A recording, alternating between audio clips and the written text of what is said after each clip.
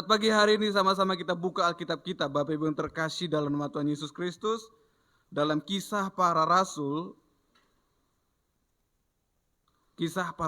pasal yang kelima. Saudara yang terkasih dalam Tuhan Yesus Kristus, firman Tuhan dalam Kisah Para Rasul pasal yang kelima, ayat yang pertama sampai yang ke-11, mengajarkan sesuatu yang kita harus orang Kristen mengerti saat kita datang di hadapan Tuhan. Amin. Saat kita datang menghadap hadiratnya Tuhan. Saudara, memberi itu adalah sebuah perbuatan yang baik, betul ya? Memberi itu baik atau tidak? Baik, saudara. Berkorban itu perbuatan yang baik atau tidak? Baik, saudara. Memberi itu baik, saudara. Berkorban itu perbuatan yang terpuji, bahkan bisa menjadi teladan bagi orang lain. Bahkan firman Tuhan katakan, bertolong-tolonglah kamu, ya kan? Amin. Jadi sebagai orang Kristen, firman Tuhan mau setiap orang saling memperhatikan satu dengan yang lain. Haleluya. Supaya setiap kita saling memperhatikan.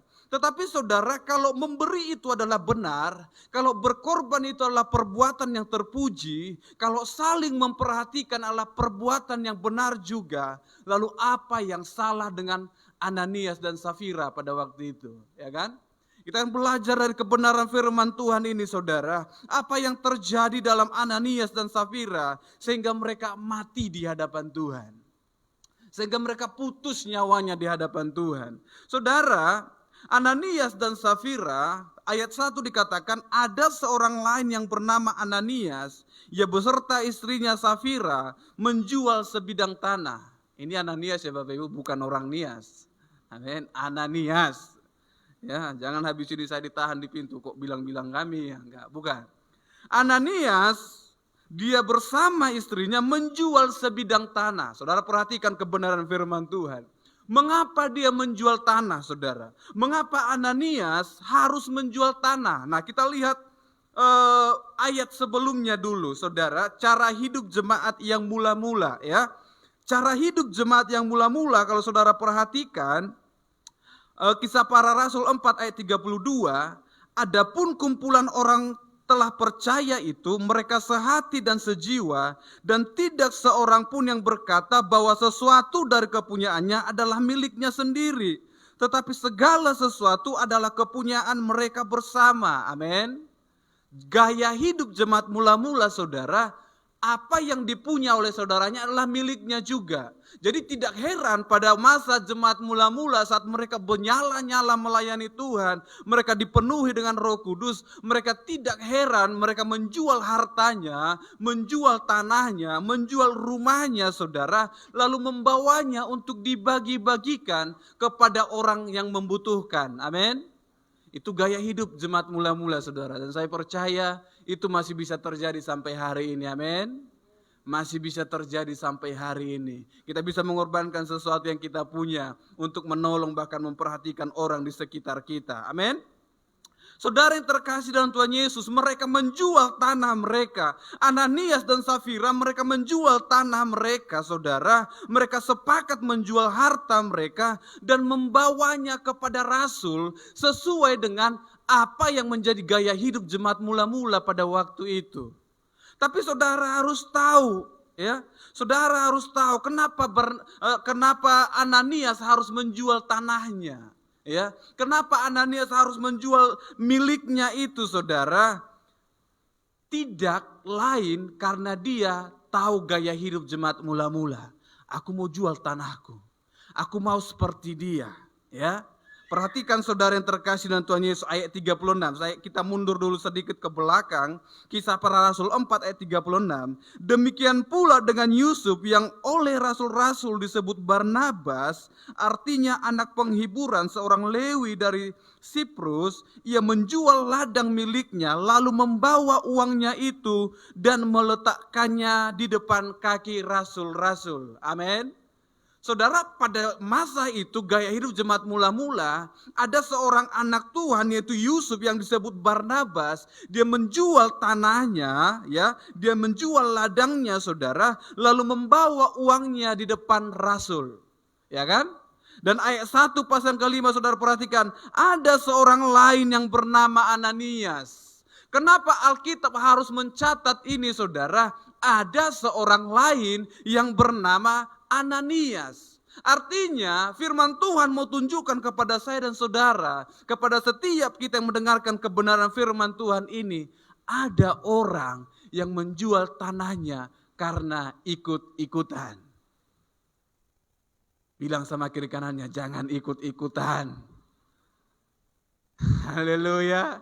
Kalau bukan Tuhan yang suruh, jangan ikut-ikutan, saudara. Ya, kalau bukan Tuhan yang suruh untuk jual tanahmu, jangan jual. Kalau bukan Tuhan yang suruh jangan jual mobilmu, jangan jual, saudara. Ya kan? Biar banyak ku bawa ke gereja, ku juallah mobilku ini. Terakhir saudara jalan kaki, terakhir gak bisa lagi datang ke gereja. Kayak mana mau ke gereja Pak, ini musim hujan, gak ada mobil. Siapa suruh saudara jual mobil? Ya kan? Kalau bukan Tuhan yang suruh, jangan ikut-ikutan, saudara, ya. Ananias dan Safira, saudara, mereka menjual tanah mereka, menjual ladang mereka. Motivasi mereka, saudara, kenapa mereka menjual itu adalah yang pertama, ingin menonjol dari orang lain. Karena dilihatnya Barnabas baru menjual tanahnya dan membawa uangnya kepada Rasul. Lah, kok cuma si Barnabas saja yang bisa? Emang cuma dia yang punya tanah? Ya kan? Masih ada tanahku 1 hektar lagi di sana. Ayo kita jual, bawa ke gereja. Alasan yang pertama, karena dia ingin menonjol di antara jemaat itu. Saudara jangan suka jadi orang yang suka menonjol, amin. Yang suka menonjol itu biasanya bisul. Jadi kalau ada yang suka menonjol itu bisul, saudara. Gak usah, biarkan nama Tuhan yang dipermuliakan, amin. Saudara, Ananias ingin menonjol di antara orang jemaat. Dia ingin dihormati oleh orang lain. Dia ingin dipuji oleh orang lain. Baik kalilah si Ananias itu. Dijualnya ladangnya supaya makan kita. Dia mengharapkan pujian itu, saudara. Dia butuh penghormatan dari jemaat Tuhan pada masa itu. Dia ingin orang lain menyanjung tentang keberadaannya. Dia ingin semua mata tertuju kepadanya ketika dia bawa persembahan itu, saudara. Kenapa? Pada masa itu hamba-hamba Tuhan, bahkan rasul-rasul suka berdiri di serambi Salomo, saudara. Artinya tidak sedikit orang yang ada di situ menyaksikan para rasul berdiri. Jadi waktu Ananias dan Safira datang membawa uang itu, saudara, banyak orang yang melihat kejadian itu. Amin. Mereka mengharapkan, waktu kita jalan, pasti semua mata tertuju. Amin. Makanya hati-hati. Kalau orang Kristen masih suka seperti ini, dilihat orang semuanya. Hati-hati. Berarti saya saudaranya Ananias. Ya kan? Masih ada tali darahnya Ananias dan Safira kayaknya. Harus diputuskan, ya. Saudara yang terkasih dalam Tuhan Yesus Kristus, jangan memberi dengan motivasi yang salah. Jangan melakukan sesuatu yang sepertinya menurut saudara kebenaran firman Tuhan, tapi motivasimu salah. Amin. Jangan motivasi kita salah. Saudara perhatikan, mereka menjual ladangnya, mereka sepakat, ayat yang kedua, dengan setahu istrinya, ia menahan sebagian dari hasil penjualan itu. Perhatikan ayat yang kedua, saudara, dengan setahu istrinya. Amin. Ini saya belum punya istri, tapi saya percaya yang suami istri, kalau mau buat sesuatu pasti rapat dulu, ya kan? Bapak Ibu yakin ya? Betul ya? Setuju ya? Ya, jangan saya sok tahu pula nanti. Ntar mama saya gitu ya. Jadi dengan setahu istrinya, dengan setahu si Safira, saudara, mereka menahan hasil penjualan tanah. Saudara yang terkasih dalam nama Tuhan Yesus Kristus, memang istri itu tunduk kepada suami, betul? Betul Bapak Ibu? Betul ya, pandai-pandaian. Firman Tuhan mencatat, saudara, dalam Efesus pasal yang kelima yang ke-22, istri tunduklah kepada suamimu. Saya bingung, bahkan nanti kalau saudara yang jumpa Ananias dan Safira tanya, yang dengar itu Safira atau Ananias, ya kan? Karena kebanyakan saudara istri yang seperti, udahlah Pak, enggak semua harus kita kasih untuk Tuhan. Kan banyak anak-anak kita masih ada yang sekolah, yang mau minta uang kuliah. Yang dengar itu sebenarnya Ananias atau Safira. Nggak ada jawabnya. Nanti kita tanya, siapa saudara yang jumpa Ananias? Tanya saudara, ya kan. Sebenarnya siapanya kalian yang suruh kita kalian nahan uang itu, ya kan? Nah, tapi saya lihat faktanya saudara, kita berangkat dari fakta. Firman Tuhan katakan, istri, tunduklah kepada suamimu. Tapi dalam Kejadian pasal yang ketiga ayat ke-6, perempuan itu mengambil buah itu dan meminta suaminya, makanlah. Ya kan? Tanpa saya definisikan, saudara tarik kesimpulan. Ya kan? Yang senyum bisa katakan, memang kadang perempuan inilah. Iya kan? Bisa saudara waktu Hawa, kalau nggak kau makan ini putus kita, ya kan? Nggak. Si Adam, daripada diputuskan ditinggalkan, kau makanlah buah ini. Padahal udah tahu dia kebenaran saudara, dia tahu buah itu akan membuat dia mati, putus hubungan dengan Tuhan. Ya berapa banyak laki-laki yang seperti itu, daripada diputuskan, ya udahlah. Gak usah pun gereja malam minggu, jadilah. Ya kan? Hati-hati untuk kita yang belum menikah, ya kan? Siapa yang akan didengarkan? Kita atau dia yang mau kita dengarkan, ya kan? Kalau untuk dia yang didengarkan, dipending-pending dulu lah, ya kan? Dijaga-jaga dulu lah, supaya sampai keduanya betul-betul hidup takut akan Tuhan, amin? Supaya tahu siapa yang mau didengarkan. Tapi saudara, perhatikan dengan setahu istrinya saudara. Dengan setahu istrinya, artinya istrinya tahu, mereka sepakat untuk menahan itu, ya, menahan penjualan ladang itu saudara. Beristrinya berkata mungkin, udahlah Pak jangan kita kasih. Atau semungkin si suami yang berkata, udahlah Ma, enggak usah semua kita kasih ke gereja, kita kasih kepada rasul. Mereka tahan sebagian, lalu berkata, sebagian lagi ini kan masih banyak ini. Kita kasih ke gereja bisa bangun gereja ini, bisa beli alat musik ini. Ya udahlah, kita tahan sebagian. Saudara, firman Tuhan jelas katakan, memang manusia sering sekali untuk melakukan dosa pun butuh sepakat. Setuju saudara? Untuk berbuat dosa itu harus sepakat atau tidak? Hah? Kadang-kadang saudara. Kadang-kadang. Tapi itulah saudara, Ananias dia sependapat dengan istrinya. Safira sependapat dengan istrinya. Suami istri sependapatlah, amin. Tapi jangan seperti Ananias dan Safira yang sepakat untuk mencobai Tuhan. Haleluya. Haleluya. Saudara yang terkasih dalam Tuhan Yesus, mereka sepakat untuk menahan harta mereka, menahan hasil penjualan mereka. Saudara, kata menahan ini dalam bahasa aslinya artinya adalah menyimpan untuk diri sendiri. Amin. Menahan itu artinya menyimpan untuk diri sendiri. Sepertinya dia mengasihi dirinya sendiri. Dia tidak percaya akan pemeliharaan Tuhan dalam hidupnya. Amin. Dia tidak percaya bagaimana Tuhan yang besar bisa memelihara hidupnya, saudara yang terkasih dalam Tuhan Yesus. Makanya dia menahan hartanya supaya apa? Kalau tiba-tiba sakit nanti bapak, bagaimana kita bawa ke dokter? Kalau tiba-tiba sakit nanti mama, bagaimana kita bawa ke dokter? Kalau tiba-tiba ujian anak kita, bagaimana kita mau bayar uang ujiannya? Seolah-olah dia mementingkan dirinya sendiri. Dia tidak percaya ada Tuhan yang sanggup memelihara hidupnya. Amin. Dia tidak percaya ada Tuhan yang besar yang sanggup memelihara kehidupannya. Saudara, orang yang menyimpan untuk diri saya sendiri, saya katakan adalah orang yang sedang mencoba menolong Tuhan untuk memperhatikan hidupnya.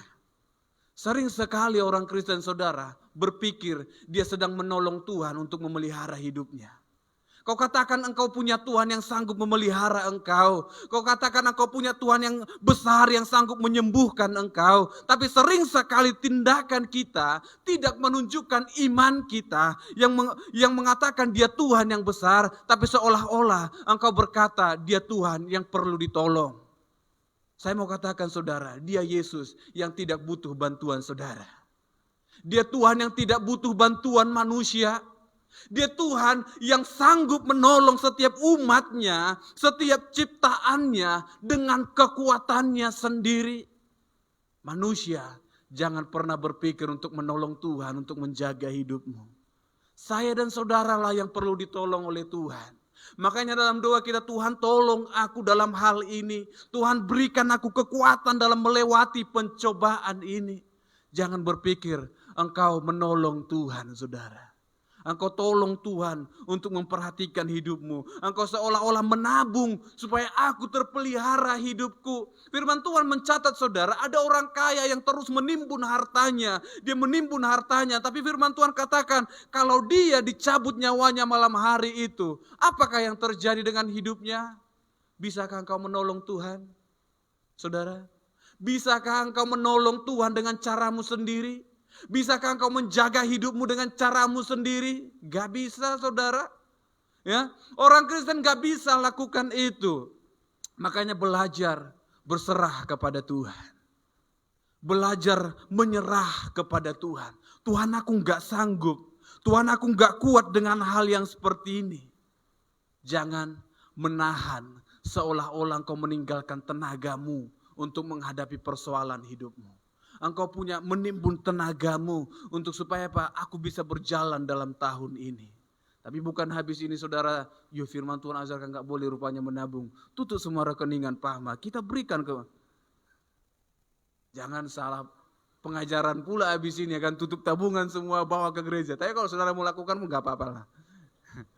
Ya kan, bercepat kita membangun. Amin. Tapi kalau itu Tuhan yang suruh loh, bukan saya yang suruh ya. Kalau saya yang suruh, gak usah didengarin, saudara. Saudara yang terkasih dalam Tuhan Yesus, jangan coba menahan dengan kekuatanmu sendiri, dengan usahamu sendiri, menyimpan untuk dirimu sendiri.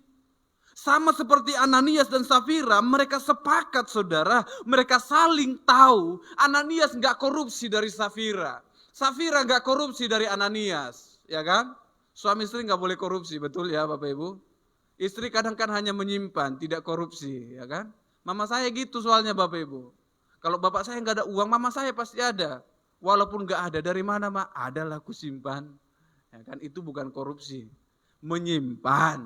Amin. Tapi artinya suami dan istri nggak saling menutupi, saudara. Sama seperti Ananias dan Safira, untuk berdosa pun mereka buka-bukaan. Iyalah Pak, samalah kita. Jangan nanti beda pendapat kita pula di situ, ya kan? Nah, mereka sepakat, mereka menahan, saudara.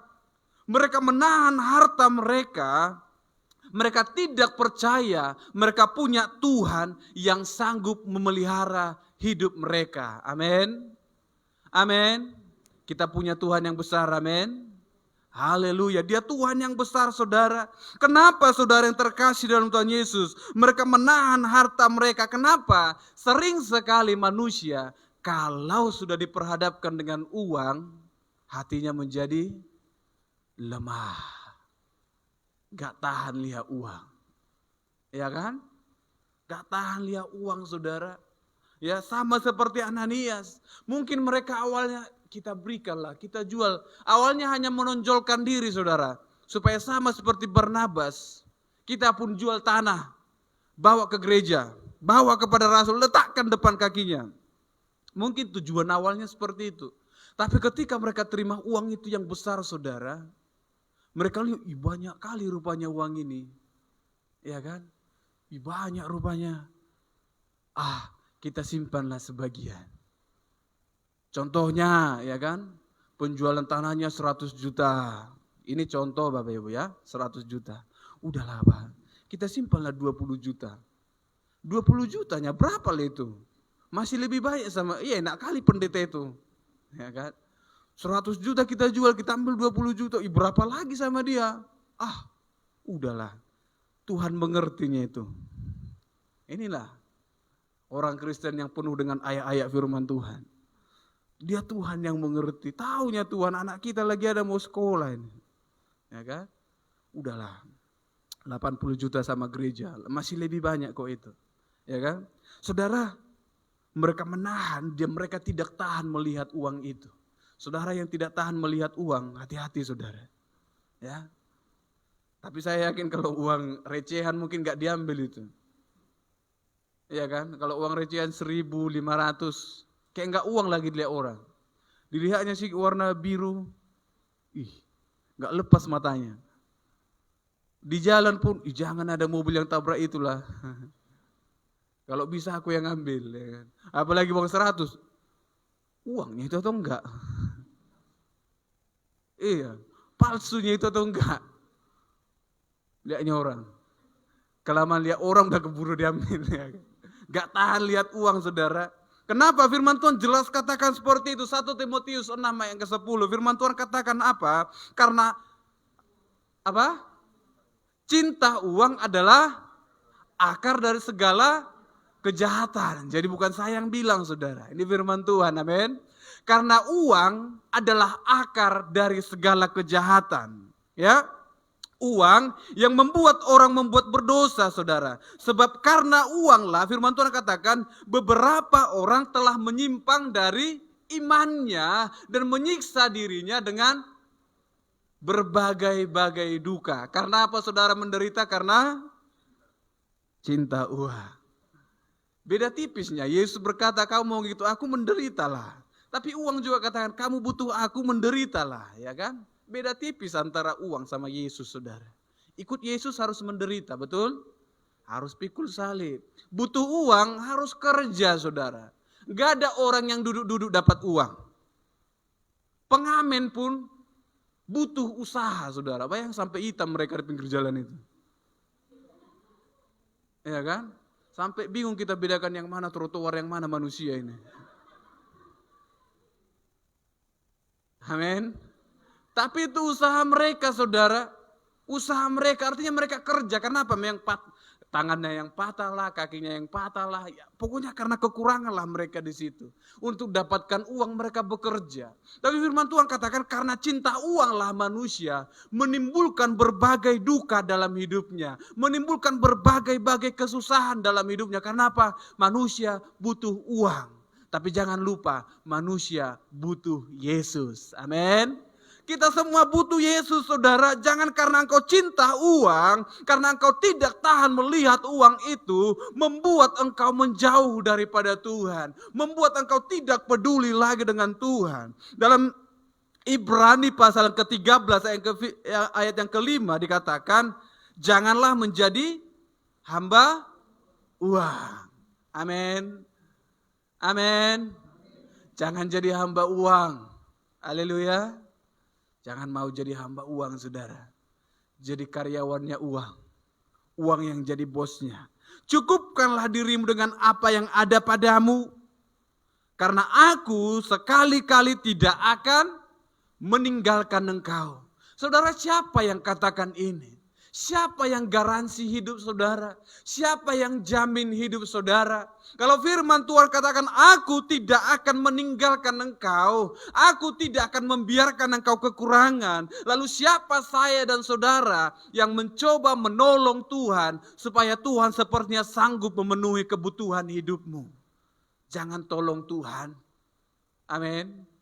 Jangan tolong Tuhan. Jangan doakan Tuhan. Tuhan kita nggak pernah minta doakanlah aku. Nggak ada, saudara. Dia Tuhan yang berdoa syafaat untuk saya dan saudara. Bahkan dia Tuhan yang sanggup menolong setiap kehidupan kita. Amin. Makanya orang Kristen, saudara, selaku engkau mengatakan aku adalah pengikutnya Yesus, saudara. Aku percaya kepada Yesus. Makanya engkau jangan mencoba menahan sesuatu yang sebenarnya untuk Tuhan, tapi kamu tahan untuk dirimu sendiri. Engkau simpan untuk dirimu sendiri. Engkau jaga untuk keperluan dirimu sendiri. Sama seperti Akan, saudara. Akan dalam firman Tuhan mencatat ketika mereka menang atas perang. Lalu dia menyembunyikan sesuatu dari jarahannya, saudara. Lalu menyembunyikannya di bawah lantai rumahnya. Tapi firman Tuhan katakan, karena Akan melakukan itu, Tuhan murka atas bangsa itu. Tuhan murka atas satu bangsa karena satu orang. Jangan karena engkau menahan sesuatu yang sebenarnya bagiannya Tuhan, maka Tuhan murka atas keluargamu. Tuhan murka atas kehidupan keluarga besarmu. Jangan karena engkau, Tuhan menolak keluargamu. Amin. Amin. Jangan lakukan itu, saudara. Jangan mencuri sesuatu yang sebenarnya bagiannya Tuhan. Makanya firman Tuhan dengan jelas katakan, saudara, ayat yang kedua, ayat yang kedua, dan setahu istrinya ia menahan sebagian dari hasil penjualannya itu dan sebagian lain lagi dibawa dan diletakkan di depan kaki Rasul. Saudara perhatikan apa yang Ananias lakukan. Ini Ananias yang bawa uang, saudara. Kalau saudara perhatikan baik-baik perikop ini, Ananias datang membawa uang, saudara. Dia sudah meninggalkan sebagian di rumah, lalu dia berjalan ke dalam rumah Tuhan. Dia menghampiri para rasul di Serambi Salomo, saudara. Lalu meletakkan uang itu di depan kaki rasul. Sama seperti apa yang Barnabas lakukan, mereka meletakkan uang itu depan kaki rasul, seolah-olah perbuatan mereka menunjukkan sikap yang sangat rendah hati, betul? Mereka bawa ke kaki Tuhan, mereka bawa ke rumah Tuhan. Ini rohani sekali, bukan? Rohani sekali, saudara. Mereka bawa persembahan yang besar kepada Tuhan, ya kan? Betul, saudara? Tapi apa yang firman Tuhan katakan? Ayat yang ketiga, tetapi Petrus berkata, Ananias, mengapa hatimu dikuasai iblis? Saudara perhatikan ayat firman Tuhan ini. Ananias belum bercakap banyak dengan Tuhan. Ananias belum bilang seperti, Rasul Petrus, aku dan istriku baru menjual tanah. Inilah uangnya sangat banyak. Bangunlah gereja, berikanlah ini untuk orang-orang miskin, orang-orang yang kelaparan, bagikanlah ini. Hanya dia meletakkan persembahan itu, Rasul Petrus menghardik dia. Ananias, saudara, maksud firman Tuhan apa, saudara? Dia menyelidiki sampai kedalaman hati setiap orang. Amin. Dia mengenal kita sampai kedalaman hati kita. Firman Tuhan katakan dalam Mazmur, dia Tuhan yang berada di tempat yang tinggi, yang mengenal orang sombong dari kejauhan. Artinya sebelum engkau datang, Tuhan tahu siapa engkau. Sebelum engkau berikan persembahanmu, Tuhan tahu maksud hatimu. Sebelum engkau datang bersujud di hadapan Tuhan, Tuhan tahu kehidupanmu. Jangan berpikir engkau bisa menutupi sesuatu di hadapan Tuhan. Saudara, Ananias belum berkata banyak, saudara. Tapi firman Tuhan berkata, tapi Petrus berkata, Ananias, mengapa hatimu dikuasai iblis? Puji Tuhan, ini Rasul Petrus, saudara. Kalau bukan Rasul Petrus mungkin, banyak kali uang itu kau bawa, Ananias. Aduh, bisa kita pakai ini. Udah letakkan di sini. Maju ke sini. Saudara, inilah jemaat kita, jemaat Tuhan. Ananias membawa persembahan, kita doakan dia. Puji Tuhan, hamba Tuhan gak seperti itu masa itu. Amin. Puji Tuhan, Petrus gak seperti itu, saudara. Petrus gak tunjukkan, dia pun gak angkat Barnabas ke depan. Oh, Barnabas sudah memberikan. Kenapa? Firman Tuhan katakan, kalau tangan kananmu memberi, tangan kiri jangan tahu. Saya percaya Barnabas pun diperlakukan seperti itu oleh Petrus. Dia bawa persembahan itu. Jemaat memang melihat dia, tapi Petrus tidak mengangkat dia demikian di hadapan, supaya dia terlihat menonjol di hadapan jemaat yang lain, saudara. Ya, Petrus tidak lakukan, oh Ananias, baik sekali perbuatanmu itu, diberkati Tuhanlah engkau, diberkatilah ladangmu, diberkatilah usaha. Enggak, saudara. Tapi Petrus berkata dengan tegas, Ananias, mengapa hatimu dikuasai oleh iblis? Amin. Mengapa hatimu dikuasai oleh iblis? Saudara, Petrus peka dengan apa yang ada dalam hatinya Ananias. Kenapa? Roh Tuhan ada dalam diri Petrus. Roh Tuhan ada dalam dirinya para rasul. Makanya saudara, tidak ada yang tersembunyi di hadapan Roh Kudus yang adalah Maha Tahu itu. Amin. Saya percaya Roh Kudus, dia tahu setiap aspek kehidupan manusia. Dia tahu setiap tindakan kita. Dia tahu setiap perbuatan kita, saudara yang terkasih dalam Tuhan Yesus. Ya, tapi Petrus berkata, Ananias, mengapa hatimu dikuasai oleh iblis? Artinya manusia sering sekali tidak tahan dengan godaan uang, saudara. Dia tidak tahan dengan uang yang diperhadapkan dengannya. Dia tidak tahan dengan kekayaan yang diperhadapkan dengannya, saudara yang terkasih dalam Tuhan Yesus. Makanya membuat hatinya dikuasai oleh iblis. Saudara harus tahu siapa Ananias dan Safira. Ananias dan Safira adalah bagian daripada jemaat mula-mula, saudara. Mereka itu penuh dengan Roh Kudus. Mereka itu mungkin berbahasa roh. Mereka mungkin ikut dalam persekutuan-persekutuan ibadah. Makanya mereka ikut dalam bagian yang saling membagi harta mereka satu dengan yang lain. Tapi firman Tuhan menulis, ketika mereka diperhadapkan dengan uang, roh hatinya Ananias dikuasai oleh iblis. Saudara bayangkan, orang yang dipenuhi Roh Kudus sekalipun tidak menjamin engkau kebal dengan godaan iblis. Amin. Amin.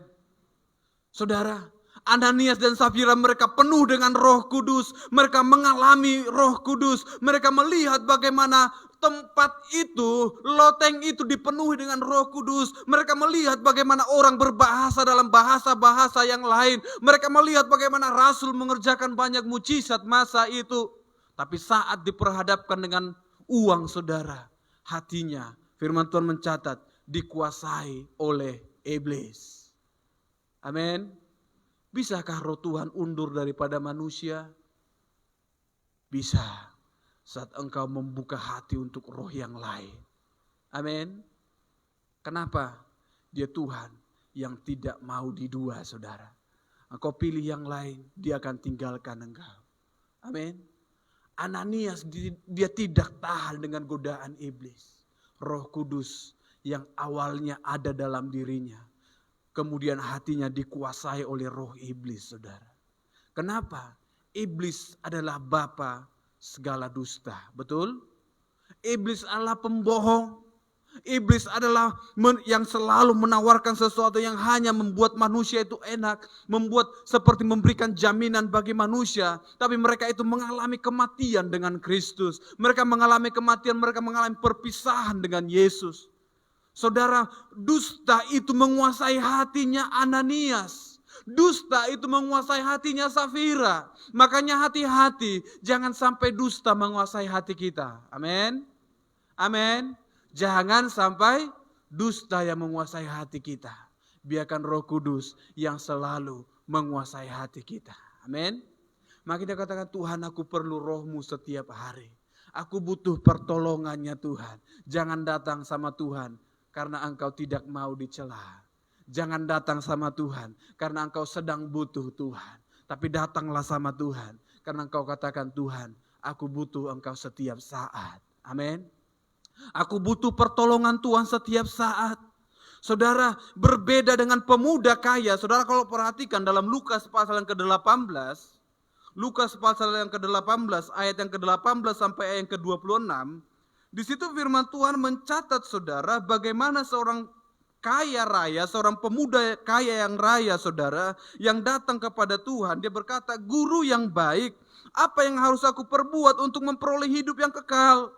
Jawab Yesus, mengapa kau katakan aku baik? Tak seorang pun yang baik selain daripada Bapakku saja. Engkau tentu mengetahui segala perintah Tuhan. Jangan berzina, jangan membunuh, jangan mencuri, jangan mengucapkan saksi dusta. Hormatilah ayahmu dan ibumu. Kata orang itu, semuanya itu telah kuturuti sejak masa mudaku. Mendengar itu Yesus berkata kepadanya, masih tinggal satu hal lagi yang harus kau lakukan. Jualah segala yang kau miliki dan bagi-bagikanlah itu kepada orang-orang miskin. Maka engkau akan beroleh harta di sorga. Kemudian datanglah kemari dan ikutlah aku. Ketika orang itu mendengar perkataan itu, ia menjadi amat sedih sebab ia sangat kaya.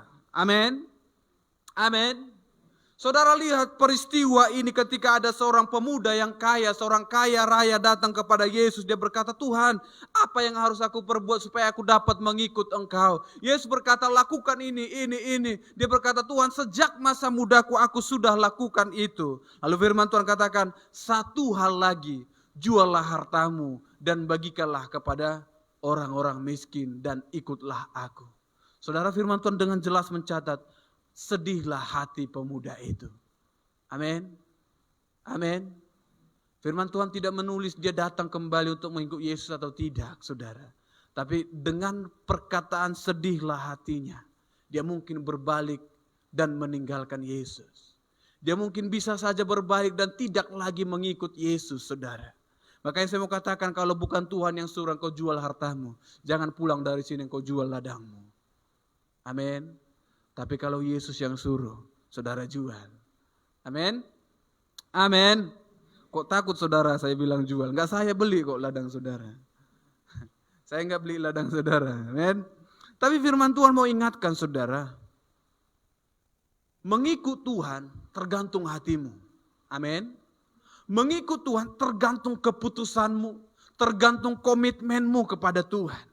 Saudara yang terkasih Tuhan Yesus, Ananias, dia menjual ladangnya hanya karena ikut-ikutan.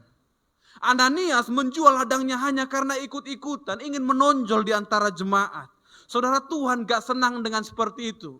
Kalau engkau tidak sanggup, jangan lakukan. Amin. Sama seperti pemuda itu saudara, bisa dikatakan karena dia tidak sanggup, dia memilih berbalik dan tidak mengikut Yesus. Kenapa? Dia merasa hartaku sangat banyak, tidak mungkin kujual semua ini. Saudara, kalau hatimu tidak bilang seperti itu, tidak izinkan untuk kau jual, jangan. Matilah dengan kesia-siaan itu.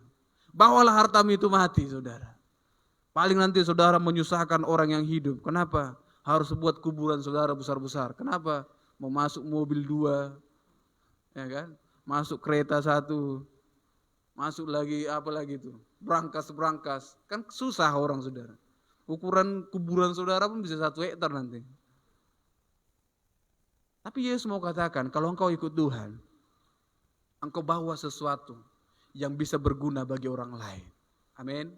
Supaya hidup kita dilihat bahkan dialami orang lain.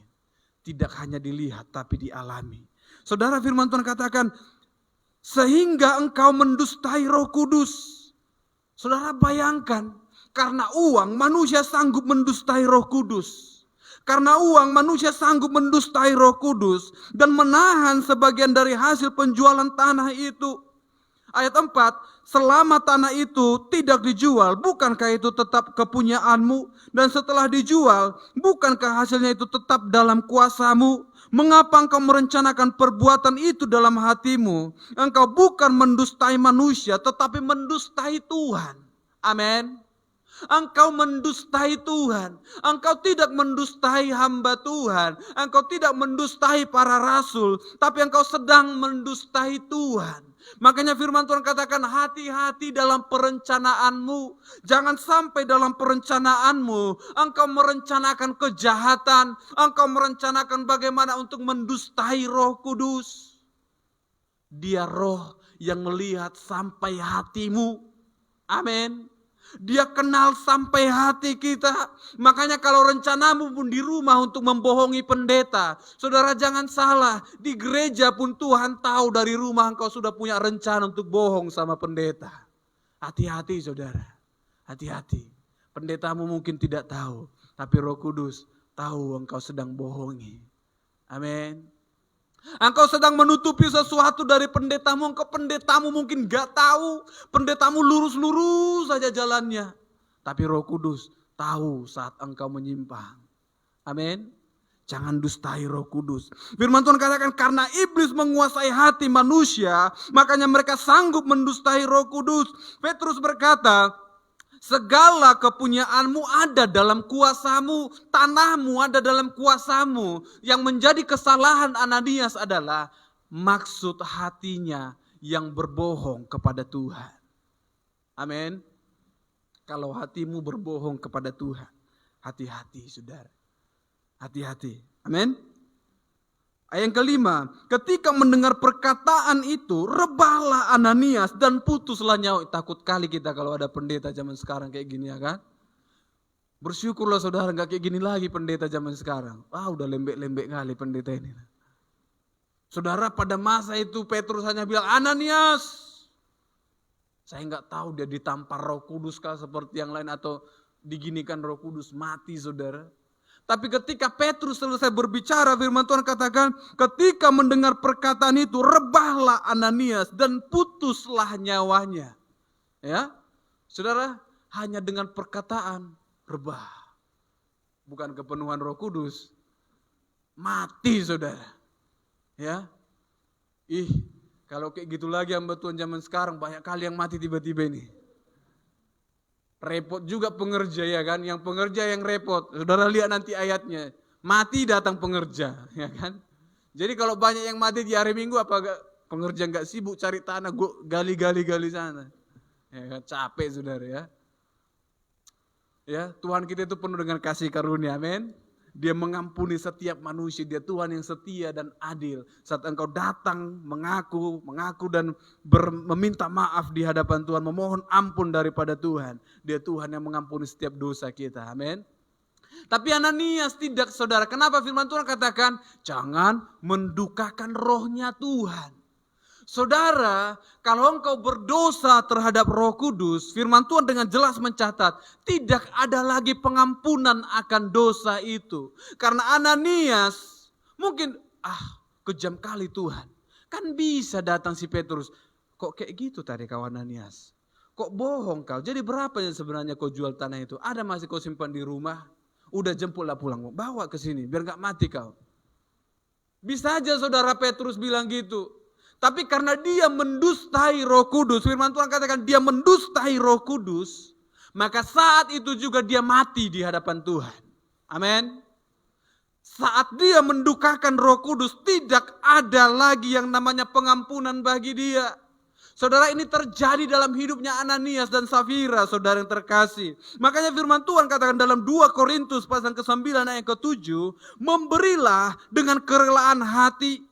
Saudara, kalau engkau memberikan sesuatu untuk Tuhan, berikanlah dengan kerelaan hatimu. Kalau hatimu enggak rela, jangan kasih. Itu buat engkau jadi cepat tua. Kenapa? Kepikiran sampai di rumah. Kok ku kasih lah tadi? Padahal tinggal itu uangku. Enggak beli beras lah kami. Bodoh saudara. Ya, memberilah dengan kerelaan hati, dengan tidak hati yang sedih. Jangan sedih hatimu, kasih uangmu itu. Aduh, nggak sanggup aku jatuhkan nggak.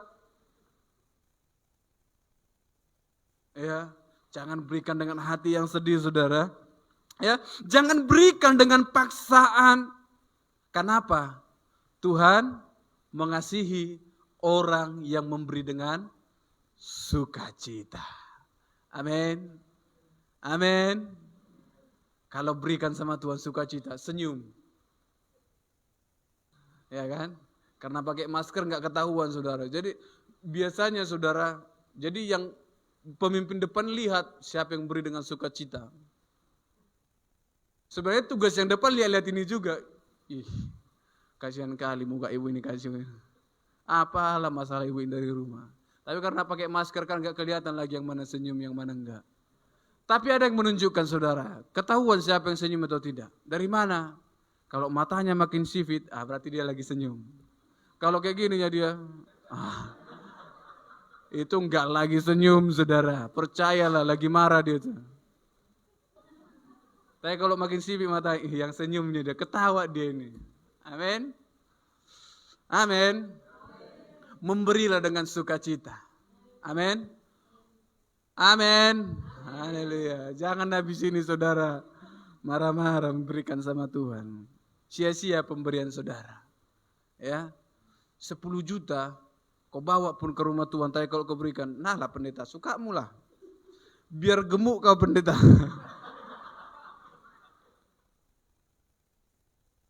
Ya kan? Engkau tidak akan diberkati saudara. Jangan, ku kasih 1 juta, berarti 10 kali lipat, 60 kali lipat, 100 kaya kita. Jangan berikan sama Tuhan dengan motivasi yang seperti itu, amin. Kecapean ngitung-ngitung nanti saudara, lalu saudara kecewa dengan, Tuhan kau bilang 100 kali lipat. Aku udah kasih 1 juta janji imanku, kok gak ada ini. Ini saya sengaja saya bilang saudara, supaya saudara yang belum bayar janji iman, bayarlah. Amin. Amin. Belajar memberi dengan sukacita kepada Tuhan. Haleluya. Jangan kau tahan-tahan saudara. Dan saya kasih tahu saudara, orang yang menahan-nahan itu, percayalah berkat untung pun ditahan Tuhan.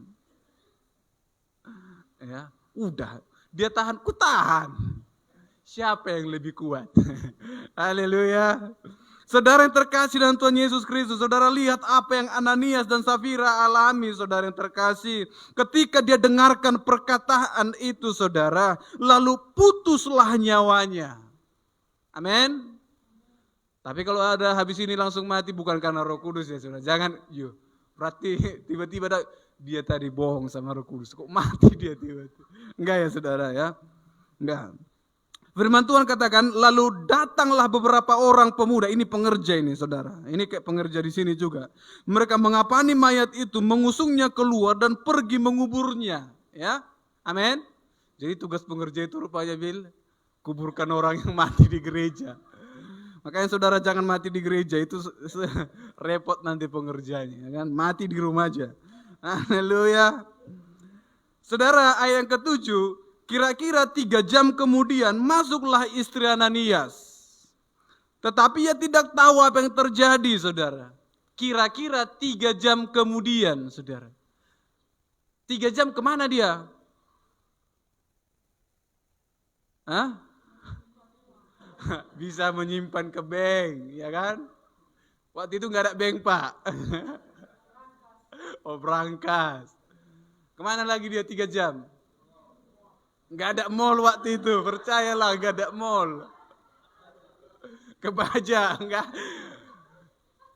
Ke salon. Ya, saudara, 3 jam jaraknya dari suaminya. Kenapa nggak pergi sama-sama mereka? Ya kan? Biasanya kan kalau jemaat sekarang itu yang di luar maksudnya, bukan yang di sini. Kalau bawa sesuatu sama Tuhan kan pegangan tangan ke gereja. Ya kan? Kalau bisa dibawa anaknya. Kita mau ke pastori ini. Antar berkat, ya kan? Itu saudara. Tapi ini sendirian suaminya. Tapi itulah kuatnya kesepakatan mereka, saudara. Walaupun sendiri-sendiri jalan, sepakat. Satu jawaban. Ya. Kalau ditanya pendeta nanti seperti jawabmu ini ya. Sepakat, saudara. Itulah betul-betul suami istri yang baik. Gak tergoyangkan dia. Nah, saudara, 3 jam artinya bisa saja dia sedang berdandan, saudara. Safira mungkin sedang berdandan. Apa kalau datang ke rumah Tuhan ya cantik lah, ya kan? Jadi ibarat kalau datang Petrus, ya gaya jalannya udah cantik gitu. Semua orang lihatnya cantik gitu. Namanya juga orang punya uang, ya kan? Gak mungkin punya uang gayanya kayak pemulung gitu, enggak. Kenapa saudara? Saudara perhatikan Ananias itu kalau dilihat dari bahasa aslinya artinya itu adalah belas kasihnya Tuhan. Ananias. Jadi Tuhan memelihara bukan hanya karena sebatas nama saudara ya. Bukan karena namanya si Petrus nggak bisa membohongi Tuhan, enggak. Ya, bukan karena nama anaknya si Yakobus nggak mungkin melakukan kesalahan, enggak, saudara. Ya, nanti jadi banyak pula orang lahirkan anak kasih nama Yesus. Biar jadi penyelamat. Enggak, nama enggak jamin, saudara. Ya. Hanya nama Yesus yang punya kuasa. Amin. Saudara, Safira dalam bahasa Aramnya itu artinya indah, cantik. Ya kan? Jadi saya nggak salah definisikan 3 jam itu Safira lagi berdandan. Biar cantik aku jumpa Petrus. Iya saudara. Kadang orang jumpa pendeta harus cantik saudara. Amin. Bukan harus cantik, harus rapi ya. Harus rapi. Namanya juga udah punya banyak uang saudara. Safira bisa lakukan itu. Ya, dia mungkin datang dengan gayanya. Dilihat orang, ya kan, senyum kiri kanan supaya dilihat orang senyum, ya kan. Dia nggak tahu suaminya udah mati. Mungkin ada orang yang lari-lari, kasih tahu dulu sama istrinya udah mati suaminya. Mungkin ada orang yang lari ke rumahnya. Safira, nggak ada. Kenapa lagi di salon? Iya kan? Makanya dia nggak tahu suaminya udah mati, ya kan? Logikanya kalau suaminya udah mati 3 jam saudara, nggak mungkin nggak ada orang yang kabarkan. Udah mati suamimu, di mana kau kok nggak datang? Sekarang saudara orang meninggal 5 menit udah nyampe ke sini beritanya, telepon, mati. Ya? Di luar negeri pun mati, ketahuan dalam hitungan menit ketahuan. Ini 3 jam saudara. Nggak mungkin nggak ada orang yang lari menyampaikan kepada Safira udah mati suamimu, udah siap dulu dikubur, ya kan? Berarti dia nggak di rumah. Dia sedang berdandan. Lalu datang dengan gayanya.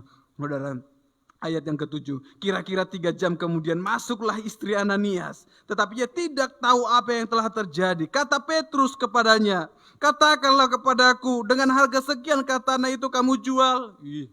Luar biasa si Petrus ini. Belum ditanya, cantik kali kau Safira. Bukan begitu masih saudara. Langsung ditegaskan seperti ini. Segitukah tanah itu kalian jual? Ini kan kayak pendeta mata duitan, saudara. Langsung tanya uang, belum ditanya sehatnya ibu. Ya kan? Kalau pendeta sekarang kan tanyanya gitu, sehatnya bapak? Sehat. Ya. Nah, saudara yang terkasih dengan Tuhan Yesus, firman Tuhan katakan, betul sekian. Oh, si Safira ini pun memang betul ini keras kepala dia ini. Kemasukan setan, entah roh apa yang masuk dalam dirinya ini. Betul sekian, kata Petrus, mengapa kamu berdua bersepakat untuk mencobai Tuhan? Lihatlah, orang-orang yang baru menguburkan suamimu berdiri depan pintu dan mereka mengusung engkau juga keluar. Lalu rebahlah perempuan itu seketika itu juga di depan kaki Petrus. Saudara perhatikan apa yang dialami Safira. Dia cantik untuk mati. Saudara, jangan kecantikanmu kau bawa mati, saudara. Ya, kecantikanmu bawalah untuk Tuhan. Amin. Jangan sepakat untuk mendustai Tuhan. Jangan sepakat untuk mencobai Tuhan. Saudara, ketika orang-orang banyak melihat kejadian itu, ketika orang-orang banyak mengusung mayat Safira lagi, maka firman Tuhan katakan, ketakutanlah orang-orang itu. Ketakutanlah setiap orang yang ada di tempat itu. Ketika engkau memberikan sesuatu kepada Tuhan, Tuhan melihat caramu memberikan kepada Tuhan. Tuhan melihat tujuanmu ketika memberi, dan Tuhan melihat seberapa besar pemberianmu kepada Tuhan. Amin. Jangan hitung-hitungan dengan Tuhan sebelum Tuhan memperhitungkan hidupmu. Amin. Ada jemaat saudara di tempat kami sana yang berkata, kalau bukan aku yang membangun gereja itu, enggak ada gereja itu sampai hari ini. Dan puji Tuhan saudara, beberapa tahun yang lalu dia sudah mati saudara. Kok puji Tuhan. Memang kita kan harus bersyukur setiap orang yang sudah bertemu dengan Tuhan. Amin. Sudah berjumpa dengan Tuhan. Tapi saya katakan saudara, bukan karena engkau, bukan karena kuat dan gagahmu, tapi karena Tuhan. Amin. Memberilah tanpa harus menunggu. Jangan, masih kecil persembahanku ini, minggu depan lah, biar 20.000. Minggu ini kan masih 10.000, minggu depan lah aku kasih biar 20.000. Jangan menunggu saudara. Kalau engkau menunggu, ada iblis yang siap mengambil berkat itu. Milikilah sikap hati yang benar di hadapan Tuhan. Saat engkau memberi, karena persembahan bicara tentang respon hatimu yang bersyukur kepada Tuhan. Karena persembahan bicara tentang imanmu kepada Tuhan yang sanggup memelihara engkau. Dan persembahan itu bicara tentang ketundukanmu kepada Tuhan yang adalah Raja atas hidup kita. Amin. Jadilah menjadi umat Tuhan yang memiliki sikap hati yang benar, yang datang dengan kerendahan hati kepada Tuhan. Haleluya. Kita tundukkan kepala kita berdoa di hadapan Tuhan.